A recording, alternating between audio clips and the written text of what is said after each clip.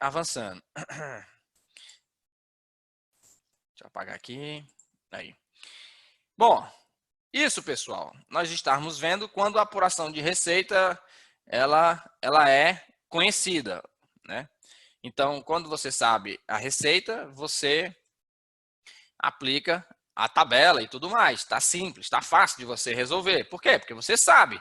Você tem a receita, tem como chegar à receita, então você simplesmente faz uso da tabela previamente estabelecida. Mas quando a receita é desconhecida, o que acontece? Bom, o lucro arbitrado a cada trimestre, quando não é conhecida a receita, será determinado através de procedimento de ofício. Pessoal, quem tem autoridade para realizar procedimento de ofício?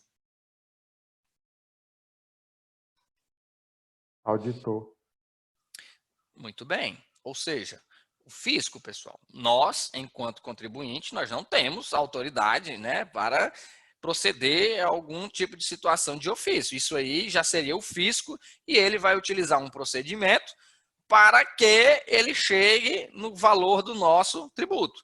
E aí, para isso, pessoal, tem estabelecido em normativo, claro, ele não tem como tirar da cabeça dele, ele tem que obedecer algum tipo de norma, e a norma é essa. Através deste normativo, foi estabelecidos os procedimentos para quando não se é possível saber qual é a receita bruta. Quando não se é possível, o que é que vai ser feito? Vai ser adotado algum destes critérios. E aí, pessoal, os critérios, professor, é um critério ruim. Não, aí, meu amigo, o critério, quando você não sabe da receita, a lapada é maior. Por quê? Porque vai ser o mais arbitrado possível. Então, a gente começa com o que aqui, ó? Possibilidades. Nós temos lucro real. Opa, estou arriscando, peraí, deixa eu apagar isso aqui. Então, nós temos o que aqui, ó? O lucro real referente ao último período em que a pessoa jurídica manteve escrituração de acordo com as leis comerciais e fiscais. O que é que você vai fazer lá? Você vai jogar o coeficiente de 1,5. Então, vamos supor que você tenha chegado num valor de 100 mil. Então, você vai lá e multiplica por 1,5. Né? O ano passado, qual foi o último ano que ele teve aí? Não, foi o ano passado. Então, beleza. Então, joga lá 1,5 em cima do valor do ano passado. Então, você vai pagar o mesmo que você pagou no ano passado, mais 50%, né? 1,5 seria como se fosse mais 50%. Outra forma, soma dos valores do ativo circulante realizável a longo prazo e permanente existentes no último balanço patrimonial conhecido. Você soma esses valores e joga o quê? O coeficiente de 0,12. Então, 12%. Então, 12% do somatório do seu ativo circulante realizável a longo prazo permanente do último balanço patrimonial registrado. Uma outra forma, valor do capital, ou seja, inclusive a correção monetária, blá, blá, blá. Então, chega lá, meu amigo, cadê o PL desse cara? Quanto é que está o capital? Jogue lá, ó, 0,21, ou seja, 21% do capital. Valor do patrimônio líquido, constante no último balanço. Quantos por cento do patrimônio líquido? 15% do patrimônio líquido. Valor das compras de mercadorias efetuadas no mês, ou seja, seu estoque, né? Quanto? 40% da quantidade das suas compras. Não o estoque inteiro, né? Na verdade, seria as compras, né? O critério seria as compras efetuadas no mês. Ainda, um outro critério, soma em cada mês dos valores de folha de pagamento dos empregados, das compras de matéria-prima, dos produtos intermediários, eita, diacho, quase tudo que tu pagou durante o mês todo, joga 40%. Soma dos valores devidos no mês para os empregados, ou seja, folha de pagamento, quantos por cento? 8%. Valor mensal de aluguel, quantos por cento? 9%. Então, ó, Pode levar. Pode levar. Exatamente. Então, pessoal, percebam que os critérios de arbitramento, eles são muito pesados, né? Qualquer um desses aqui que seja utilizado dentro de uma empresa, você vai estar em maus lençóis, né? Então, professor, e qual que vai ser utilizado? Isso vai ficar ao critério do agente, né? Ele que vai, dentro das suas competências, dentro da realidade da empresa, das competências da empresa, ele vai ver qual é o que chega mais próximo de fazer jus, né? Fazer jus à correção daquela situação. Por isso que a gente diz, pessoal, que o lucro arbitrado, ele é uma punição, ele é uma penalização, né? E aí, quanto pior, né, estiver a situação da empresa, maior será o castigo. Por quê? Porque, pelo menos quando você tem, né, ciência, consegue mensurar a sua receita, você cai numa tabela, mas essa tabela vai estar o quê? Vai lhe cobrar 20% a mais em cima do teu faturamento, né, em comparação, claro, com o lucro presumido. Agora, uma situação dessa daqui, desses procedimentos, a gente não consegue nem mensurar quanto que isso iria representar dentro de uma empresa. Você imagine você pegar um percentual de um patrimônio líquido da empresa, ou de toda a movimentação de compra da empresa. Então, assim, é muito pesado.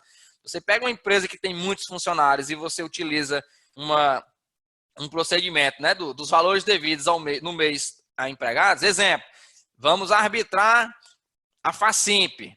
Qual é o maior custo da Facimp, gente? Valores de salário de professor. É a matéria-prima, né, da Facimp, são os professores. O maior custo vai ser.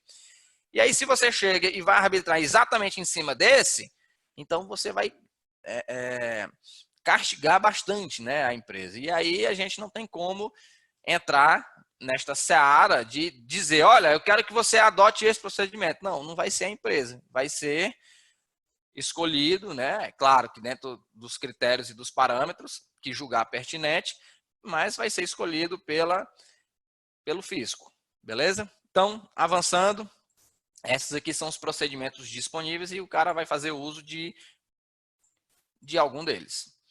Deixa eu limpar aqui. Então, o imposto de renda, pessoal, né? O cálculo do imposto, tanto o imposto de renda como a contribuição social, como a gente já disse, ele é trimestral e, portanto, ele vai ter que ser encerrado em 31 de março, 31 de junho, 30 de setembro e 31 de dezembro, que são os nossos trimestres, né, os finais, né, o fim dos trimestres que nós temos no ano. Igualmente acontece no lucro presumido. Ainda, nós temos que o imposto de renda, pessoal, após a aplicação daquela tabela de arbitramento, onde nós temos os índices, na sua esmagadora maioria, com reajuste de 20% em relação à tabela do lucro presumido, com exceção das instituições financeiras, que é valor fixo. Após isso, a gente faz uso da alíquota do imposto de renda, que é de 15%. Ela não mudou, vai continuar sendo os mesmos 15%. O que mudou? Mudou a tabela de presunção. Ela é mais pesada, ela está cobrando mais. E ainda, pessoal, continua existindo o mesmo adicional de 10%.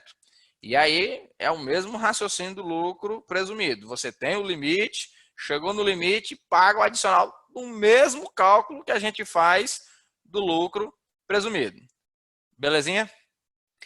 Isso para o imposto de renda. E para a nossa contribuição social, também igualmente acontece no nosso lucro presumido, as alíquotas irão variar de 9% a 15%, conforme o caso, ou seja, conforme a atividade. Por quê? Porque a contribuição social ela não é uma alíquota fixa, porque algumas atividades ela pode ir até a 15%. Até 2018, tinha algumas atividades que poderiam ir até 20%, né? Mas, recente, né, para cá, ou seja, atualmente nós só temos de 9% a 15%. E aí a gente apresenta a mesma tabela que nós temos do lucro presumido, onde essas atividades, né, essas atividades da parte de cima, ou seja, até aqui, até as cooperativas de crédito, elas vão trabalhar com uma alíquota de 15%, e as demais empresas, né, empresas em geral, elas vão trabalhar com 9%. Então, se a gente observar, praticamente todas essas aqui, elas são da área financeira, né? Porque todas as empresas, né, que trabalham, né, que sejam da área financeira, elas sempre têm uma carga tributária maior, porque tem uma capacidade também contributiva maior. Pelo princípio da capacidade tributiva, é correto até que elas paguem mais mesmo. trabalham com dinheiro, têm um lucro maior, então tem por que contribuir mais. Mas é isso. Então, a contribuição social sobre o lucro líquido, ela obedece os mesmos percentuais de alíquota que nós temos no lucro presumido. E aí, pessoal, né, a apuração... Deixa eu limpar. Aí.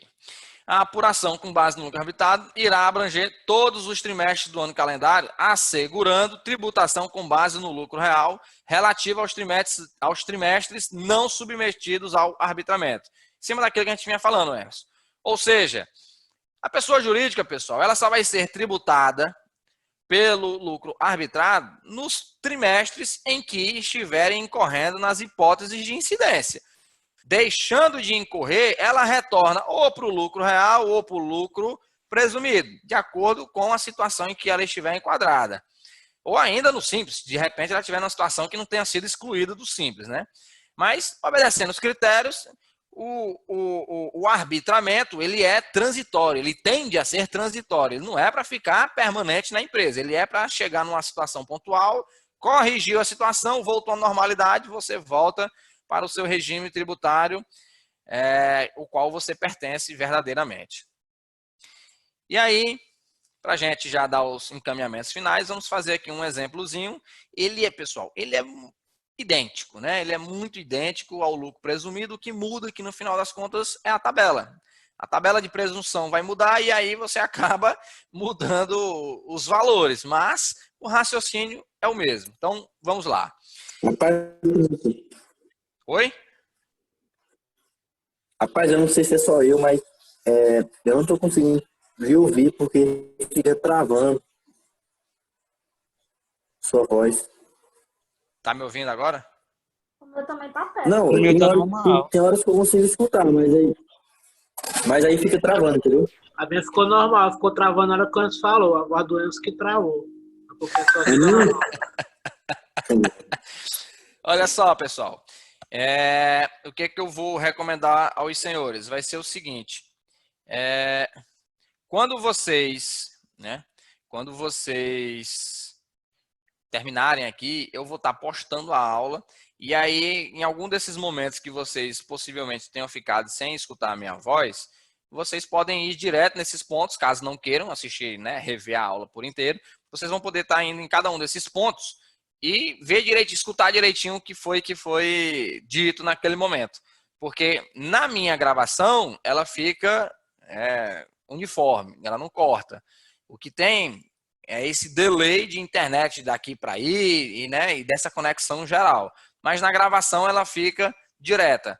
Então, peço aos senhores que, porventura, em algum momento da explicação, tenha o áudio cortado, vocês podem estar revendo depois esses pontos na gravação. Beleza?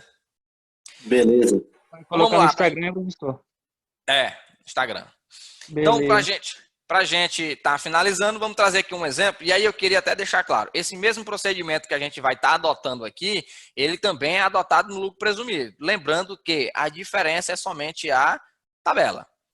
Utilizando a tabela do lucro presumido, é a mesma sistemática. Então, receita de serviço, receita, né? Vamos considerar aqui uma receita no primeiro trimestre de R$100 mil. Então, se você tem uma receita bruta de R$100 mil, os percentuais de presunção para serviço é de 19,2% de RPJ e de 32% de contribuição social. Lembrando, esse percentual de RPJ para serviço é o percentual reduzido. Por quê? Porque ele está abaixo de 120 mil, conforme a tabela nos pontuava. Então, ele está abaixo, ele continua na alíquota reduzida. Aplicando isso, pessoal, nós chegamos o quê? Nós vamos chegar no mesmo raciocínio. Primeiro, a gente coloca a receita bruta, né? Que vai nos respaldar para o quê? Para a nossa presunção. Aqui, a nossa presunção é de 19,20% para o imposto de renda e 32% para contribuição social. Esses percentuais aplicados à nossa receita bruta vão nos entregar uma base de cálculo estimada, né? Que é a nossa base de cálculo arbitrada, na verdade, aqui, né? Na verdade, estamos estimando, arbitrando um valor. Então, a nossa base de cálculo seria de 19.200 para o imposto de renda e de 32.000 para contribuição social. Aplicando-se as alíquotas do imposto de renda de 15% e da contribuição social de 9%, nós vamos chegar no imposto de renda devido e na contribuição social devida. Então, pessoal, o mesmo sistema, da mesma forma que a gente acabou de proceder no lucro presumido, a gente procede no lucro arbitrado. A diferença é que a gente está utilizando um percentual de presunção diferente, no caso do imposto de renda, aqui especificamente falando.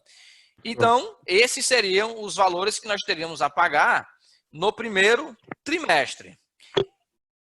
Professor, Pergunte-nos.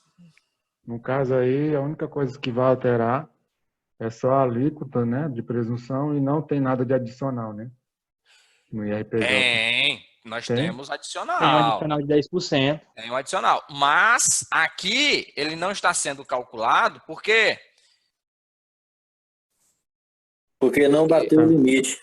Porque não bateu o limite. Ó. Nós estamos aqui no limite ainda, ó, do adicional. Beleza. Mas se tivesse ultrapassado o limite, tinha que calcular o adicional do imposto de renda. O adicional de imposto de renda é igual, pessoal. Não muda. O que muda é só a tabela. O resto dos mecanismos, você tem que tocar o barco do mesmo jeito, como se fosse lucro presumido. Beleza. Beleza? Beleza. Então, avançando. Agora vamos considerar, né, a continuidade do serviço. Então, nós chegamos agora no segundo trimestre. Pessoal, o que é que eu chamo a atenção? No segundo trimestre, nós já chegamos agora com 35 mil. No primeiro trimestre, nós tínhamos faturado 100 mil. Então, no meio do ano, nós já faturamos quanto? 135 mil. 135 No caso, ultrapassou mil. lá Ou seja, a redução. exatamente. 135 mil, pessoal, é maior do que o limite anual para a alíquota reduzida do imposto de renda. Então, nós acabamos de incorrer em ter, né, estouramos o limite de 120 mil da pessoa jurídica. Então, se nós estouramos esse limite, nós vamos ter que agora calcular com a alíquota cheia. E vamos ter que calcular o que ficou para trás. Por quê? Porque ele é retroativo. Se no decorrer do ano, pode ser no último trimestre, você estourar e você mudar a alíquota, significa que você tem que retroceder lá para o início do ano e calcular as diferenças. Então, vamos lá. Primeiro, então tá aqui, ó. A gente vai ter que calcular a diferença porque a alíquota passa a ser 38,4, né? Então, primeiro, o que a gente faz? A gente vai calcular a receita do mês, né? O tributo do mês. Então, a gente vem, calcula ela normalzinha, como se fosse lucro presumido. Qual que é a receita bruta? 35 mil.